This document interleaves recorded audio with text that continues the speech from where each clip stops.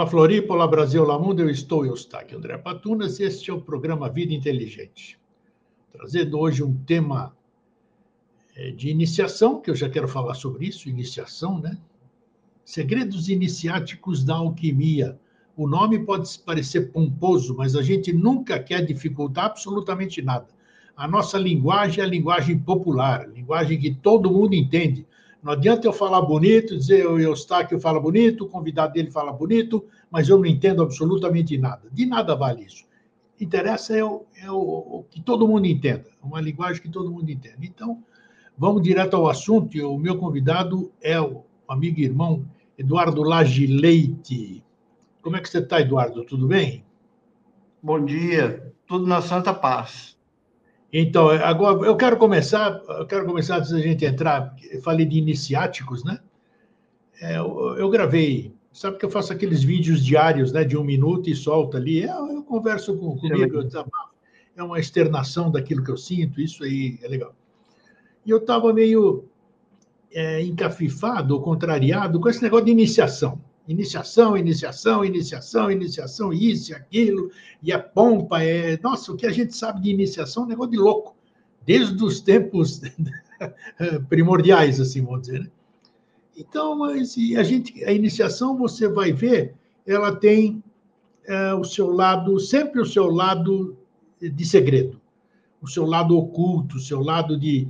Se o Eduardo faz parte da minha turma, da minha escola, do meu clube, então ele é gente boa. Senão, eu não posso falar nada para ninguém, porque eu vou fazer um voto de confiança com o Eduardo não pode espalhar o que eu falo, eu não posso espalhar o que o Eduardo fala.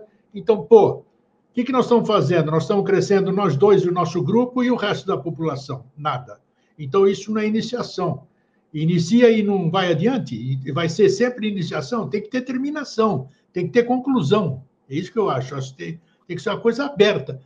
Eu não posso, penso assim, está dentro do nosso tema isso hoje, nós vamos falar sobre isso, eu não posso cercear, não posso falar coisas para o Eduardo, porque o Eduardo não vai entender o que eu falo. Que ousadia minha, né? Para julgar o Eduardo, que o Eduardo não vai ter capacidade de entender o que eu vou falar. Como é que eu sei? Eu não estou dentro do Eduardo, eu não estou dentro da mente dele, do intelecto dele. Eu prejulgo, eu julgo que o Eduardo não vai entender. Então, isso é um termo até feio, né? Isso é uma baita sacanagem que a gente faz com as pessoas, né? Então, eu acho que, não sei como, eu acho que é o momento, quem sabe essas conversas que a gente tem, né? Muita ousadia, mas não tem problema. É abrir um pouquinho a consciência das pessoas. Se você sabe de alguma coisa que pode ajudar o teu próximo, não cerceie o seu próximo, não subestime o seu próximo. Passa para ele, ó. Né? Você fez um pão gostoso, passa para ele. Se ele vai gostar, se ele vai comer, se ele vai distribuir, já não é mais problema seu, mas você fez a coisa, passou. Então, eu penso nisso aí. É coisa de setentão, né? O cara vai ficando velho, já começa a filosofar, né? Sabedoria, então, sabedoria de vida. Sei, né? Mas a gente vai ficando seletivo, a gente começa a jogar as coisas fora, né? Nós estávamos falando em off agora há pouco, né? Você teve uma grande quantidade de livros, eu também, eu doei tudo para a Biblioteca Pública de Florianópolis, com o maior prazer, né? Nossa Senhora, eles ficaram felizes, e eu também. Você também disse que abriu mão de uma série de livros, e ficamos com alguns. É muito bom, é muito bom, né? É muito bom isso aí. Então, é legal. A gente fica mais leve, né? Claro, pô, claro, a gente tem um outro nível de consciência hoje. A gente foi desenvolvendo a nossa consciência ao longo da vida, adquirindo, comprando, estudando, lendo. Passou daquilo, bola para frente. Não interessa mais para você, mas vai interessar para outras pessoas. Eduardo, eu vou jogar a bola para você, porque é um assunto que eu desconheço. Alquimia, não conheço alquimia, não. Só de livro mesmo e de leitura. Segredos iniciáticos da alquimia. Considerando tudo isso que eu falei na abertura, que eu falei metade da nossa entrevista, fui eu, que eu falei hoje. Eu vou te dar prorrogação, tá? Me fala isso. Segredos iniciáticos da alquimia. Pode conduzir aí. Então, rapaz, isso que você falou é pura alquimia, né? Porque você falou de doação dos livros e tal. É o desapego, né? O desapego é uma transformação do apego que a gente quer comprar, quer conhecer, quer juntar livro, quer juntar informação. Quanto mais difícil a informação e quanto mais segredo tem em torno daquele livro, mais a gente fica ansioso de querer possuí-lo, né? Sem dúvida. E quando a gente... Então, é importante você passar por essa fase, né? E depois vem outras fases, né? Que é essa do desapego. Você já assimilou aquilo, aquilo já faz parte de você, então você não precisa mais daquelas externalizações para um dia eu vou consultar, eu não vou lembrar disso, aqui. Não, já faz parte, já está introjetado, já jogou lá para a sua bagagem de vida e joga para os outros, para quem quiser conhecer. Isso aí. Um grande alquimista, né, que foi, se não me engano, o frade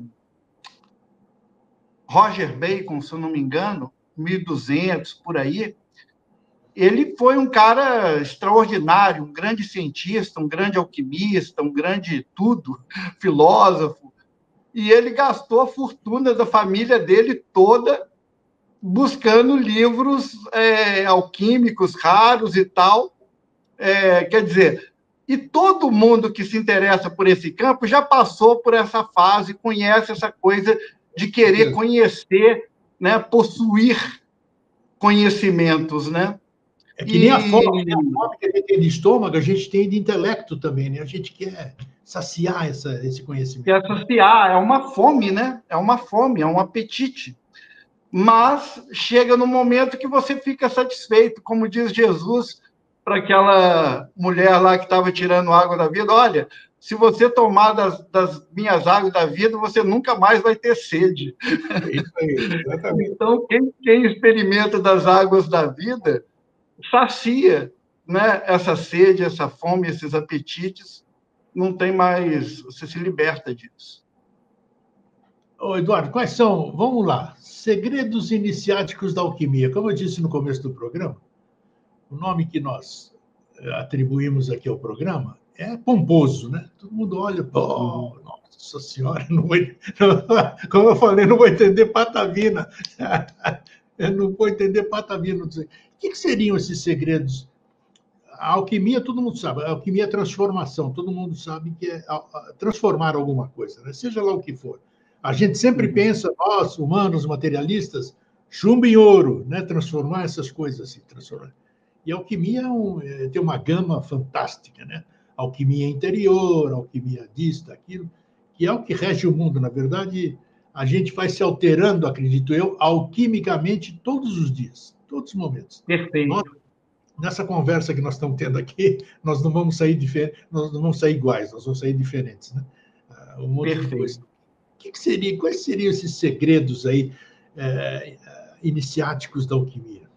E por que o termo iniciáticos? Por que não poderia ser somente segredos de alquimia? Pois é. Eu particularmente, eu gosto muito dessa palavra iniciático. A gente já falou sobre isso, né? Iniciação científica, iniciação artística. Agora, a iniciação espiritual é um primeiro passo, vamos dizer assim, na metodologia do conhecimento, do autoconhecimento e do conhecimento do mundo, das coisas, quem é você e onde que você está, né? No tempo e no espaço. Né? A gente cai aqui nesse mundo de paraquedas, né? Papai e mamãe se conheceram, se amaram, e desse amor surgiu todos nós, seres humanos. Então, a gente nasce de uma maneira totalmente inconsciente e, aos pouquinhos, vai passando pelas fases da infância, primeira infância, segunda infância, adolescência, juventude, né? Onde a gente também quer fazer a mesma coisa que papai e mamãe fizeram, né? Encontrar alguém para se unir e gerar uma continuidade, uma prole. Então, vem a maturidade, vem a velhice e vem a morte. Então, esse processo todo de vida natural, ele ganha uma dimensão na iniciação, no conhecimento da espiritualidade, ele ganha uma dimensão muito mais assim profunda da gente buscar as causas. Por que, que as coisas são dessa forma? Por que, que existe isso? Tanto das coisas abstratas, internas, íntimas, como os fenômenos da vida que a gente observa ao longo da vida toda aí, em relacionamento, em profissão, em tudo quanto há, né? Então, a alquimia é justamente assim, vamos dizer, segredo. O segredo, como diz o velho refrão, né? O segredo é a alma dos negócios. Exatamente, é isso aí. Então, porque o segredo instiga o ser humano a.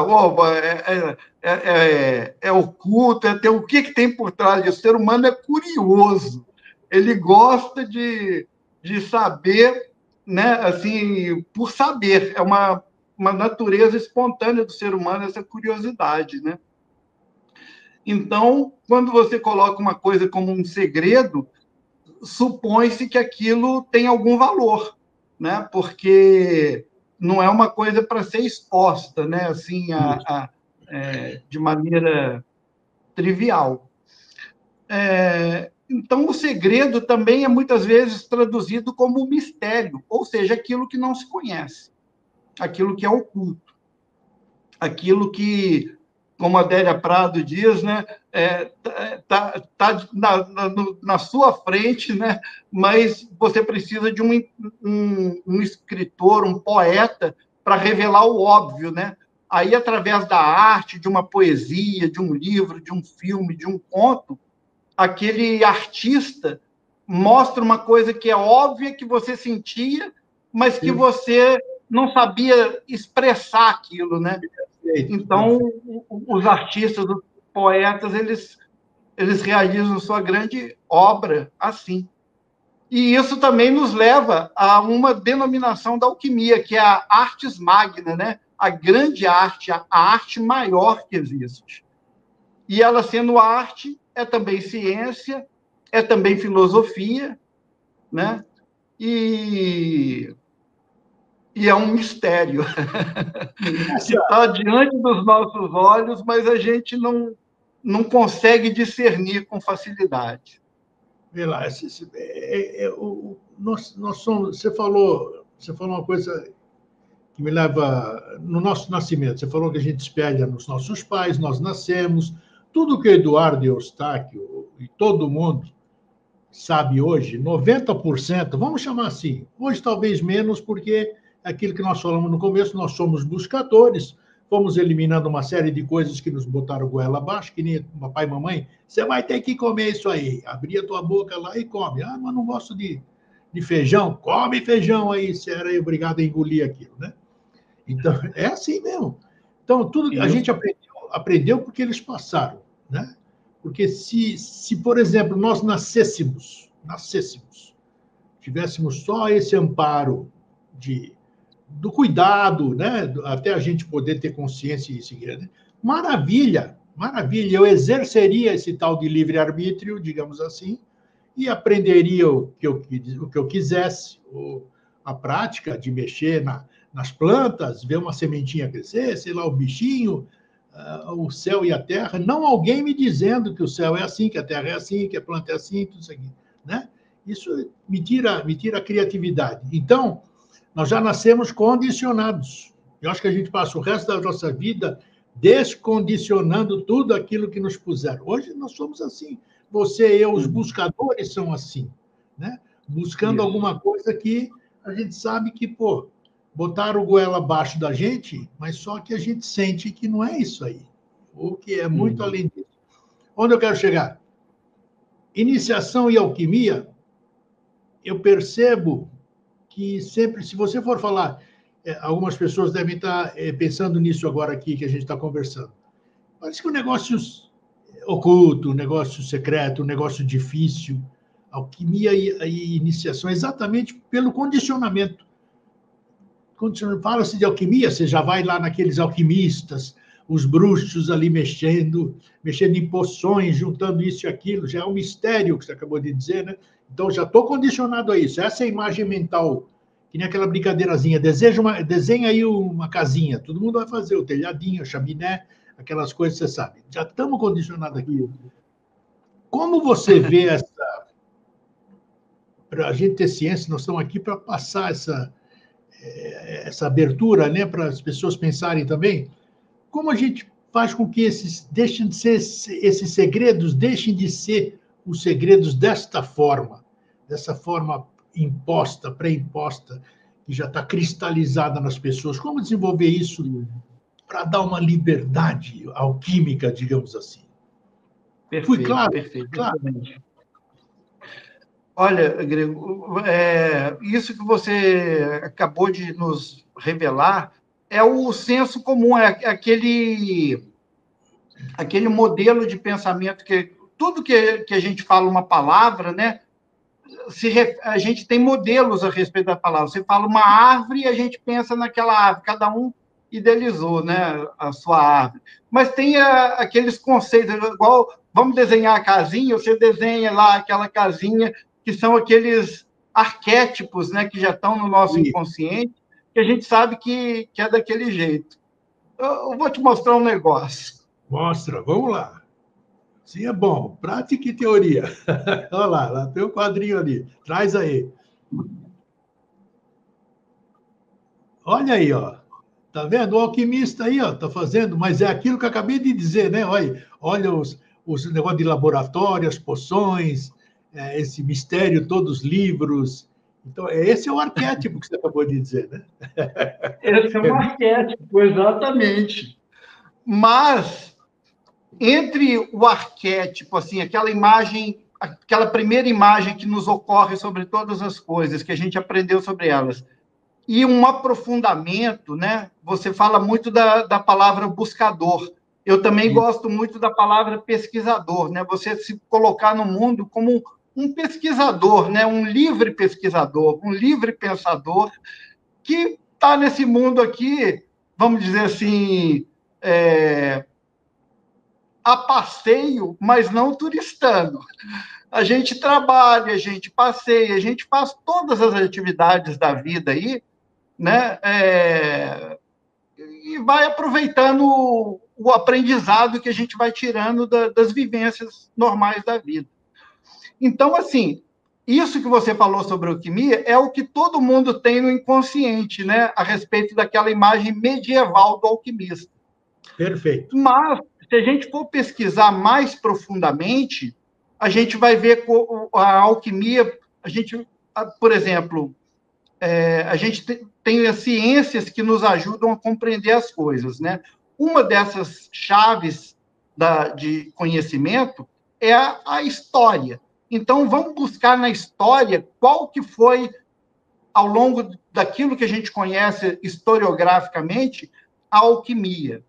A alquimia na Idade Antiga, a alquimia na China, no Egito, na Grécia, a alquimia na Europa da Idade Média, a alquimia nos dias de hoje, né, no século XXI. Então, esse panorama histórico, ele pode nos ajudar a compreender muita coisa. Outra chave importante do conhecimento é a linguística, né? Então, ali a gente pode pegar a etimologia da palavra alquimia e extrair dela, né? Por exemplo, quando a gente fala árvore, né? A semântica dessa palavra não é a mesma. A palavra árvore não é a mesma coisa da árvore que está na natureza. Mas a gente entende que, quando se fala árvore, a gente está se referindo àquilo. Agora, se você quiser saber se a árvore é uma pereira, é um pinheiro, se é uma mudinha pequena, se é uma árvore centenária, aí você tem que esmiuçar a coisa, ser mais específico. Então, eu posso te falar, por exemplo, que na minha pesquisa, na minha busca sobre a etimologia da palavra alquimia, né, o significado dessa palavra, eu encontrei 4 fontes principais. Primeiro, eu encontrei a mais antiga, é a chinesa, que chama a alquimia de I Ching. Não, perdão, I Ching. I Ching. Da onde vem aquele famoso livro, o I Ching, o livro das mutações chinesas, de aproximadamente 4.000 anos atrás, né? É muito antigo. O I Ching, ou o livro das mutações, é um texto alquímico e essa palavra significa justamente I Ching ou I Ching, é o livro das mutações, o livro das transformações, que é isso que a gente estava falando, como é que uma coisa vira outra coisa, né? Então, a gente está vivo aqui, mas, de repente, a gente morre e aquele corpo se desagrega e vira adubo, né? Sais minerais, se dissolve. Então, como é que as coisas... E daquela terra, você planta, você cria planta um trigo que faz um pão que nutre um corpo. Aí a gente entra também na palavra Kemi egípcio, que significa o quê? Terra fértil, terra boa, chão, um chão onde você pode construir alguma coisa, erguer alguma coisa, plantar alguma coisa. É aquela expressão da famosa carta a El Rei, né, de Portugal: o Brasil é uma terra em que se plantando tudo dá. Em se plantando tudo dá, para os egípcios, tinha essa conotação, essa palavra Kemi. Que é o artigo Kemi. A terra boa, a terra em que se plantando tudo dá. Que legal. Sim. E depois, também, nos gregos, tem a palavra Kemeia, já na época lá da Grécia, né? Kemeia, em grego, significa fundir, derramar, misturar, fazer mistura, que é aquilo que a gente já pensa num químico fazendo, né? Mistura de várias substâncias, né, e tal. E no árabe, por sua vez, por último, alquimia, que também é o artigo o-a, né?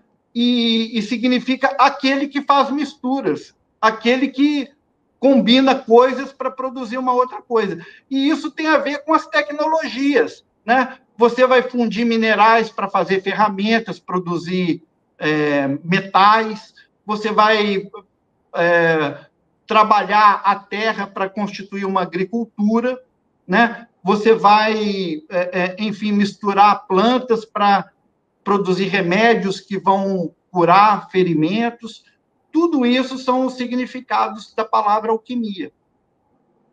Agora, historicamente, a gente pode discernir também um conceito de alquimia na época antiga, clássica, que é isso que a gente está falando. Depois tem uma alquimia na Idade Média, que é aquela clássica que todo mundo que começou... Por quê? Os árabes e os judeus, eles trouxeram para o Ocidente, para a Europa, por volta do século XII, XIII, os conceitos e as obras de alquimia clássica, porque a Europa já estava na Idade Média. Aquilo ali já era uma época difícil, trevosa, obscurantista, né? Não tinha espaço para nada, aquela vida de superstições, né? A própria Igreja Católica, que dominou o Ocidente nessa época, vendia as relíquias de santo disso, de santo daquilo. Era aquela época, né, que você comprava um terreno no céu. E quem intermediava isso era a Igreja Católica, né? E dominaram os reis, os nobres, a Europa toda. Nisso, quando começou a vir do Oriente, né, os árabes, os judeus, trazendo novos documentos, novas tecnologias, nesse bojo de transbordo do Oriente para o Ocidente, veio a alquimia, veio a astrologia, veio a quiromancia, veio o tarô, vieram todas as chamadas ciências ocultas, né? E foi isso que introduziu na Europa esse conceito de alquimia, de ciências ocultas. E isso ganhou muita repercussão. Então, todo mundo que não era muito bitolado pela superstição falou, nossa, aqui tem um conhecimento novo, aqui tem uma coisa que nos permite, por exemplo, o nome das estrelas hoje em dia são todos nomes árabes, porque a astronomia foi perdida na Europa. Então, palavras como Aliaque, né, uma das estrelas do cinturão de Órion, Betelgeuse, ou outras palavras da alquimia mesmo, como álcool, né? Álcool em árabe é o espírito, né?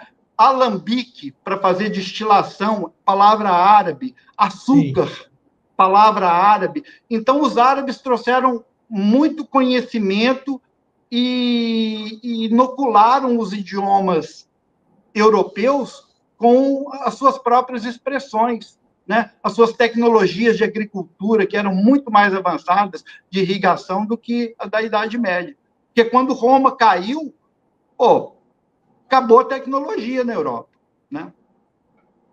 Então, tudo isso vai nos mostrando que muitos sábios europeus, praticamente Isaac Newton, Leibniz, praticamente todos os grandes nomes dos cientistas da Renascença eram alquimistas. Todos eles não separavam ciência de alquimia. Durante toda a Renascença, a ciência oculta conviveu muito bem com a ciência acadêmica profana, né? Robert Bly, que criou a Academia de Ciências, a Real Academia de Ciências da Inglaterra, Leibniz, que criou a Academia de Ciências da Prússia, todos eles eram alquimistas e cientistas. Leibniz, que foi um cara tão espetacular, veja bem, do ponto de vista da ciência profana hoje, né, Leibniz foi o cara que, para você ter uma ideia, ele criou a primeira calculadora automática para fazer as contas. E um modelo depois aperfeiçoado que virou popular para facilitar os comerciantes fazer conta, medir terra, aquelas coisas práticas. Leibniz foi o criador das duas maiores ferramentas da matemática, que é o cálculo integral e o cálculo diferencial. Sem isso, praticamente, hoje em dia, não existiria engenharia. Perfeito. Leibniz, ele criou o sistema binário, estudando o I Ching chinês, aqueles trigramas de linha partida e linha contínua, ele entendeu ali o sistema 0-1 binário, que é a base da informática dos computadores atuais. Leibniz, como filósofo,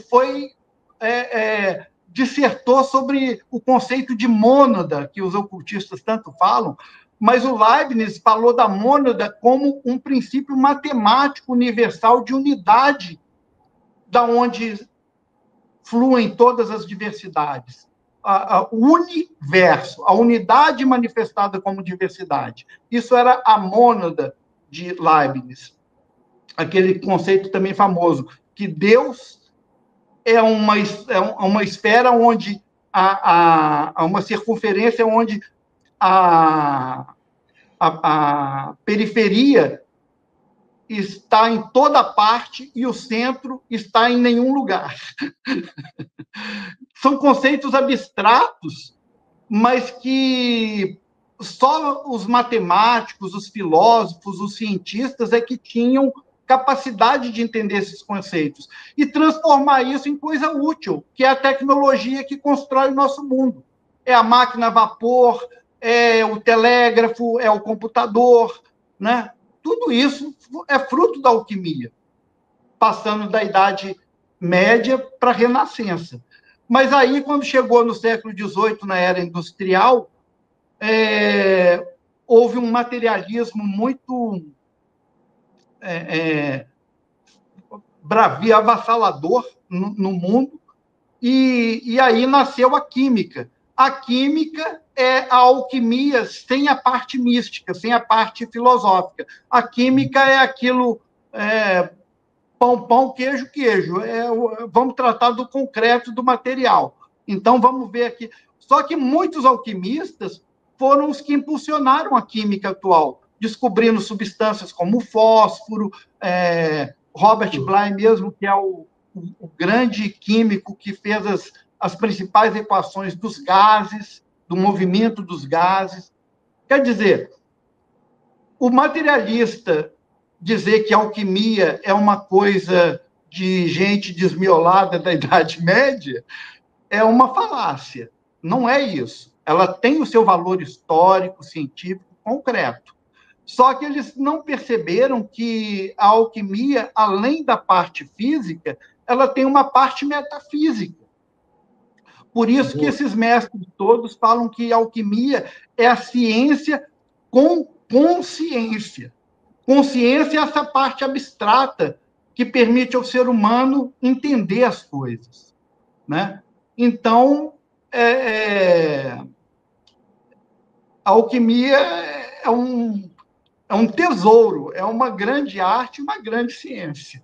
Você fez um grande preâmbulo aí, vamos dizer, para trazer exatamente, falou na parte científica, mostra quanto realmente o ser humano não tinha noção do que era alquimia, porque era isso que a gente falou. Existe uma grande cristalização, que a alquimia é aquilo que nós mostramos. Você mostrou no seu quadro, o que a gente conhece, tudo. E hoje que eu digo, na contemporaneidade, já se pensa diferente, já tem outro nível de consciência. Você que passou por muitas escolas, assim como eu, na nossa caminhada, passamos por diversos lugares, né? E já tem e a gente vai adquirindo, quer queira ou quer não, alguma coisa a gente adquire, guarda para nós, né? A gente, às vezes, não está preparado para algumas informações, que a gente vai ficar mais preparado mais tarde. Como é que você vê hoje esse processo no desenvolvimento da consciência humana? Consciência, porque hoje todo mundo fala, e eu acho que é uma palavra importantíssima, por demais importantíssima, adquirir consciência. Consciência é um troço, isso que é a verdadeira alquimia, é a alquimia, você adquirir. Mas o que é a consciência? É a capacidade de um entendimento macrocósmico, digamos assim, não limitante como a gente tem aqui.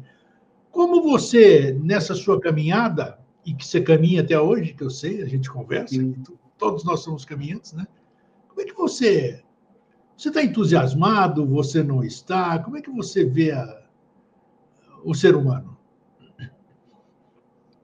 Olha, Grego, para te ser absolutamente sincero, quando essa palavra, para mim, é um desafio tremendo, consciência. E, a bem da verdade, eu tenho estudado sobre esse tema da consciência nos últimos 4 ou 5 anos, querendo entender mesmo assim o que a ciência entende a respeito disso, né? E tem muitos progressos e tal, e o que a filosofia e a arte também entende a respeito disso. Então, falar sobre consciência é um desafio tremendo, porque, na verdade, ninguém sabe o que é isso. A gente tenta capturar esse sentido da consciência, mas o que é isso? Mas ela escapa pelos dedos, ela é fugidia demais, a consciência. Né? E por isso, justamente, a gente não deve banalizar e usar essa palavra falando dela como se a gente soubesse do que é. A gente precisa ter muito respeito. Você fez um questionamento aí que a maioria dos filósofos, dos cientistas, demoram décadas demoram toda uma vida para poder fazer, que afinal de contas, o que é esse negócio de consciência? O que significa isso? E quanto mais a gente investiga e pensa a respeito, mais a gente vê que o negócio não é simples, não é brincadeira. Então, diante do desconhecido, a gente tem que ter respeito, né? E a consciência representa mais genuinamente esse desconhecido. Bom, a alquimia, ela trabalha com etapas, são fases de do seu processo. O seu processo, basicamente, é o seguinte: qual que é a regra da alquimia? Solve et coagula. Diz juntar e separar. Outros filósofos chamaram isso de construens et destruens, construir e destruir, né? O político, um cientista político italiano, esqueci o nome, falava de corse e ricorse, né? Reunião e dispersão. Esse movimento que o nosso coração faz, que os nossos pulmões fazem, de contração e dilatação, sístole e diástole, é a base de uma farmacopeia desenvolvida por Paracelso no século XV, que é a farmacopeia espargirista. Espargirismo é uma palavra que significa justamente isso: separar e unir, separar e unir. Então, isso é uma constante na alquimia. E a alquimia também tem dois tipos de trabalho básico. Eles chamam de pequena obra e grande obra. A pequena obra é feita com o reino vegetal. Você trabalha com as plantas. E a grande obra, você trabalha com os minerais. Isso deu origem na química atual à chamada química orgânica e química inorgânica, que a química também é dividida hoje em dia. A química que trabalha com as substâncias vivas, né, as moléculas orgânicas com base em carbono e tal, e a química inorgânica, que trabalha com os metais puros, né, da onde a metalurgia e um monte de outras aplicações práticas. Mas, do ponto de vista espiritual, existe uma alquimia que o ser humano, vamos dizer assim, faz consigo próprio. Teve um rei árabe que perguntou para um filósofo qual que era a matéria-prima da alquimia. Olha. E esse filósofo se recusou a falar, mas depois de muita insistência, tipo assim, você me conta por bem, ou tem ali a nossa masmorra com aqueles caras encapuçados lá, peritos em extrair a verdade dos discretos. Aí depois o filósofo falou, não, vamos lá. Olha, sultão, essa matéria-prima é algo que está com Vossa Majestade e com todos os homens. E ninguém pode se separar dela nem um minuto da sua vida. Então, que matéria-prima é essa? É algo que nós carregamos em nós, e é dessa matéria-prima que a gente vai trabalhar para produzir aqueles, vamos dizer assim, frutos da alquimia, que é o quê? É a pedra filosofal, é o elixir da eterna juventude e o pó de projeção. O pó de projeção é um pozinho mágico, tipo daquele do Peter Pan de Pili-Pim-Pim, que não leva você para o reino da fantasia, que te tira da realidade, mas ele te faz compreender a realidade, e se você borrifar esse pozinho em cima de um metal impuro, como o chumbo, ele pode ser transmutado em ouro puro. Então, isso despertava muita ambição das pessoas, né? Porque o ser humano, ele quer poder, ele quer dinheiro, ele quer riqueza. Então, mas quando esse filósofo fala que isso está dentro do ser humano, aonde que a gente vai buscar essa matéria-prima, da onde a gente vai construir uma pedra filosofal, né? Que pedra filosofal é essa, né? E para isso você tem que usar alguns instrumentos. O principal instrumento que você vai usar é o graal e o pistilo. Graal é uma taça de porcelana, né, onde você coloca a substância, a matéria-prima ali dentro, e com o pistilo você vai macerando, vai diluindo, vai triturando, vai revelando o conteúdo daquela substância, daquela matéria-prima. Sim. E é daí que vem a lenda do Santo Graal, na Idade Média, que o rei Arthur buscava, e que essa taça do Santo Graal, um artesão, um artífice, esculpiu na pedra de esmeralda de Lúcifer, quando ele caiu na Terra, ele tinha uma pedra na sua consciência, na sua testa, e dessa pedra de esmeralda, um artesão, um artífice, um alquimista pegou essa pedra e esculpiu nela um vaso, um cadinho, para ali fazer as suas obras. Veja, tudo isso é muito simbólico. Com certeza. Nessa minha pesquisa, olha para você ver como a coisa é transcendental, Grito. Tem muito. Você falou no começo hoje da conversa que tem muito misticismo, muita conversa fiada, muita enganação, muita mesquinharia nesse ambiente esotérico, nesse ambiente da espiritualidade. E isso é fato mesmo. Por exemplo, a obra a obra fundamental nos dias de hoje sobre alquimia é um texto chamado Tábua da Esmeralda. Você já deve ter ouvido falar. Na Tábua da Esmeralda, atribuída, que é um texto atribuído a Hermés Trismegistus. Isso. Pois bem, essa Tábua da Esmeralda, o próprio Hermés Trismegistus, essa personagem muito difícil de se localizar historicamente, esse 3 vezes grande por quê? Não é só por causa dos 3 mundos, aquela coisa filosófica, não. Ele é 3 vezes grande, Trismegistus, porque ele foi famoso e conhecido na civilização egípcia, na civilização grega e na civilização romana. Então, nesses 3 grandes ciclos históricos, todo mundo falava do Hermés. Por isso que ele superou, ele passou a sua, vamos dizer assim, o seu carisma através de 3 grandes civilizações históricas. E chegou até os dias de hoje como um personagem central da filosofia hermética, da filosofia mística, da alquimia. Isso. Só que esse texto da Tábua da Esmeralda, que o próprio Hermés teria escrito com um diamante sobre uma pedra de esmeralda, provavelmente aquela mesma caída da fronte de Lúcifer, quando ele caiu na Terra, ali tem alguns versos, algumas estrofes. E esse texto passa como a principal e mais fidedigna fonte de como você realizar a grande obra alquímica para ter a pedra filosofal, o elixir da longa vida, que é aquele que quem que não quer, né?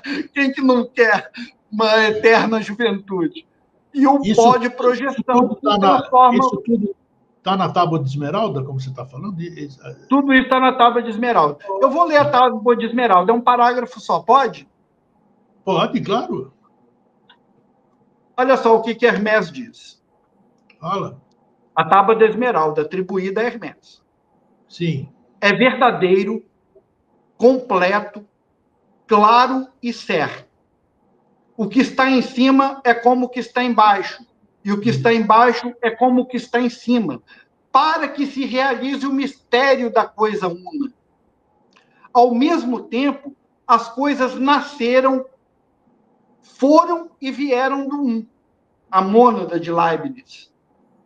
O sal é seu pai, o sol é seu pai, a lua, sua mãe. O ar a embalou em seu ventre. A terra é sua ama. Seu poder não tem limites no mundo. Agora ele vai dar a receita. Separarás a terra do fogo, o sutil do denso, docemente e com grande arte. Sobe da terra para o céu e desce novamente à terra, e recolhe a força das coisas superiores e inferiores. Deste modo, obterás a glória do mundo, e as trevas se afastarão de ti. Essa é a força de toda força, pois vencerá aquilo que é mais sutil e penetrará naquilo que é mais denso. Assim foi o mundo criado. Essa é a obra completa. Hermés Trismegistus. Caramba. Pois bem, você veja que ele está falando de unir o sutil com o denso, o Sol com a Lua, que é o casamento alquímico, né? Fazer tudo isso com sutileza, com doçura, e aquilo que você vai obter, o fruto desse casamento alquímico, é a pedra de toque, a pedra verdadeira. O que é pedra de toque? É aquilo que você usava para riscar o ouro, para ver se é ouro mesmo ou se é falso. Então, esse ouro verdadeiro, ele pode ser os bens materiais também, mas não só isso, é o espiritual também. Então, a alquimia, ela é ciência com consciência, porque ela abrange o reino da matéria e abrange o reino da espiritualidade. E junta tudo isso numa coisa só, que é a realidade. Então, é a união da polaridade. Então, essa é a obra alquímica, resumidamente. Agora, você vai dizer, isso foi Hermès mesmo que escreveu? Ninguém sabe. Como que esse texto apareceu no mundo? Existe um texto escrito em árabe, datado do ano de século VI, da nossa era atual. Esse texto se chama O Segredo dos Segredos. O Segredo dos Segredos. Tem um nome árabe, tem um nome latim, tem todas as traduções, eu pesquisei detalhadamente sobre esse texto. Esse texto ele veio para a Europa em árabe e foi traduzido em vários idiomas, né? Inclusive a rainha de Portugal encomendou uma obra desse texto em português, uma tradução da qual existem 150 cópias em museus. Eu não vou ficar agora pesquisando aqui a data exata das coisas para não ficar chato aqui a nossa conversa. Mas esse texto ele é originário do século VI da nossa era, foi traduzido por uns 200 anos em russo, em ilíaco, em latim, em grego, e ele falava de muitas coisas: ética, medicina, filosofia, magia, astrologia, fisiognomia, que é a arte de você ler através dos caracteres faciais e linhas da mão e tal, iridologia, essas coisas, os sinais ocultos que tudo isso revela. E esse texto ele foi escrito na forma de uma carta de Aristóteles para Alexandre o Grande. Só que isso é fictício, porque Aristóteles é do século III a.C., na Grécia, né? E Alexandre Magno, o Grande também. Só que é uma fantasia, é uma obra literária, que dava dicas para os reis, para os nobres, sobre administração, sobre magia, porque tudo isso fazia uma coisa só, sobre direito, sobre ética, o que é certo, o que é errado. E essa obra ganhou muita repercussão no meio erudito, porque na Idade Média só quem sabia ler e escrever era uma elite muito pequena de pessoas. E principalmente na Inglaterra, durante o reino Tudor, do Eduardo VII. Esse livro, Os Segredos dos Segredos, ficou muito popular, e um dos capítulos dessa coletânea, dessa enciclopédia, é esse texto que eu acabei de ler Hermès. Da Tábua da Esmeralda. Você está entendendo que é uma coisa que não vem lá do Egito. Sim. Ele pode até ter origem, mas historicamente é um livro que tinha várias coisas, comentava sobre várias coisas, e no meio disso tudo estava a tal Tábua da Esmeralda. Olha só. Então, a gente, quando você vê assim, Hermès Trismegisto, você precisa ter um certo discernimento, porque ingenuamente a gente, quando está no começo da nossa caminhada, quando a gente fala de Hermès, a gente acha que são aqueles personagens mesmo, mas isso não chegou historicamente até nós. Quase tudo que a gente sabe sobre tarô, magia, astrologia, quiromancia, veio dos gregos, dos egípcios, passando pelos árabes e pelos judeus, quando eles vieram para a Europa na Idade Média. Então, quer dizer, é uma coisa que já foi muito, vamos dizer assim, como se diz, né? Tradutória, traditória.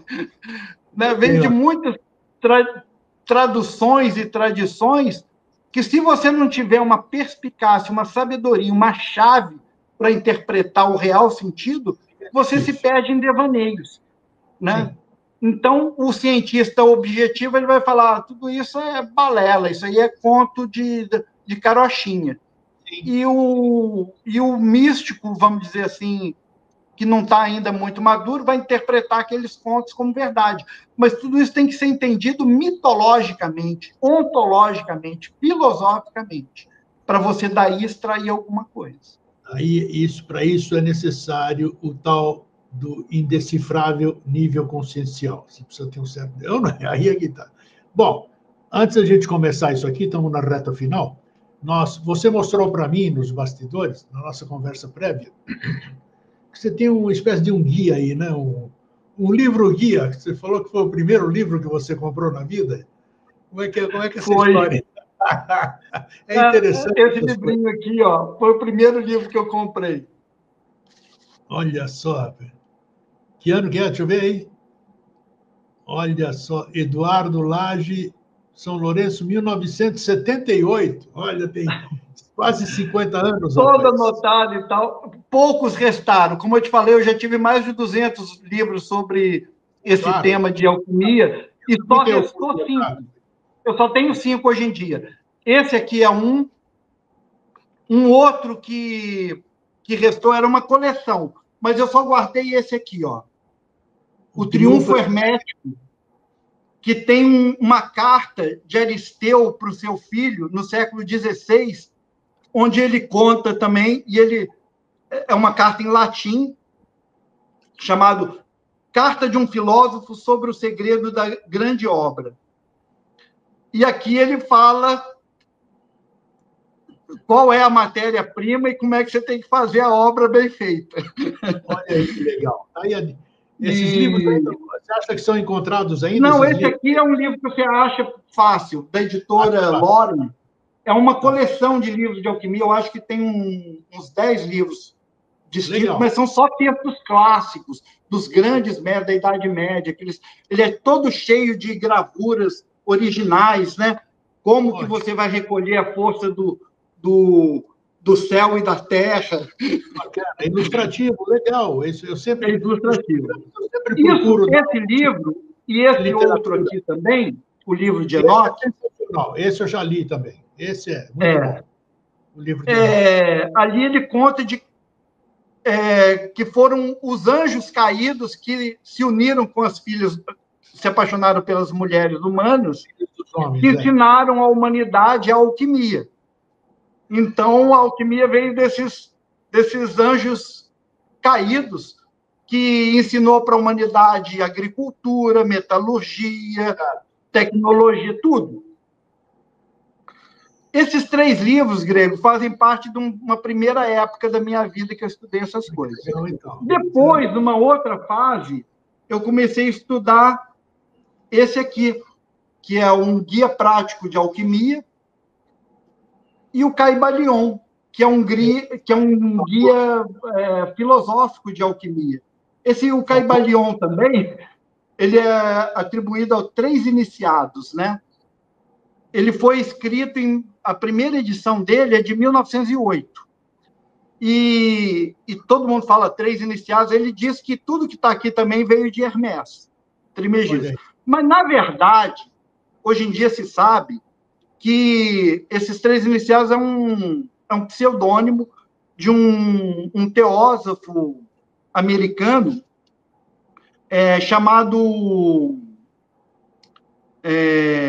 William Walter Atkinson. O Atkinson, ele é muito famoso porque ele era advogado no começo do século XX, né? No final do século XIX, na época em que Blavatsky estava fazendo Sociedade Teosófica e tal, ele era um advogado que viu um grande movimento que estava acontecendo no mundo, na Europa e nos Estados Unidos, chamado movimento da nova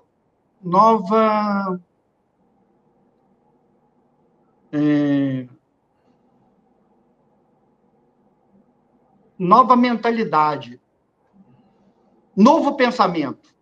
Sim. Chamava movimento do novo pensamento. Isso aí foi o primeiro surto de ocultismo, de esoterismo, no final do século XIX e começo do século XX. Depois veio um segundo surto, que é o surto da nova era, né, do New Age, e depois os movimentos de contracultura, né, no século XX, e depois, no final do século XX, passando para o século XXI, veio esse movimento também de quântico, alternativo, holístico e tal. Mas são movimentos históricos, culturais, que é isso que é importante entender.